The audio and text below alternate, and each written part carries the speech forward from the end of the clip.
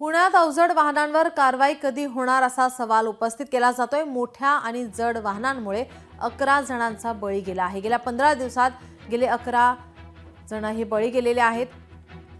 शहरात रस्त्यांवर अवजड वाहनांना बंदी घालण्यात आली। बंदी असलेल्या वेळेत अवजड वाहनांची वाहतूक ही सुरूच आहे। गेल्या 15 दिवसात 11 बळी गेल्याची माहिती समोर येते। त्यामुळे आता या अवजड वाहनांवर आता कारवाई कधी होणार असा सवाल उपस्थित केला जातोय।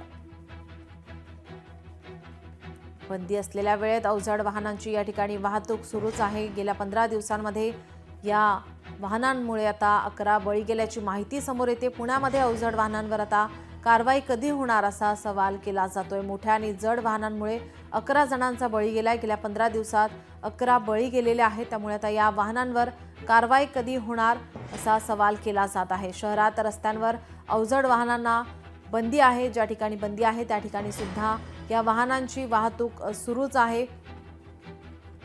आपले प्रतिनिधी चंद्रशेखर भांगे आपल्यासोबत जोडले। चंद्रशेखर, काय अधिकची माहिती?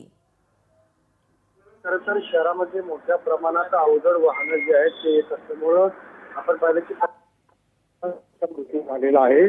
पण हा सगळा धक्कादायक आणि गंभीर प्रकार मानावा लागेल, कारण पुणे शहर हे ज्या पद्धतीने वाढत आहे त्या वाढत्या शहरामध्ये मोठ्या प्रमाणात या पद्धतीनं या ठिकाणी वाहनं येत आहेत आणि या वाहनामुळं अपघाताचा प्रमाण सुद्धा मोठ्या प्रमाणात वाढत आहे। हे जे अपघात आहेत हे प्रामुख्याने अवजड वाहनं, यामध्ये प्रामुख्याने पाहिलं तर ट्रक असो, डंपर असो आणि इतर जे जड वाहनं आहेत त्या वाहनामुळे अपघात होत आहेत आणि त्यामध्ये मृत्यू पावण्याची संख्या मोठ्या प्रमाणात आहे। आणि आपण पाहिलं की आता यावरती पुणे पोलीस आता कडक भूमिका घेण्याच्या तयारीत आहेत।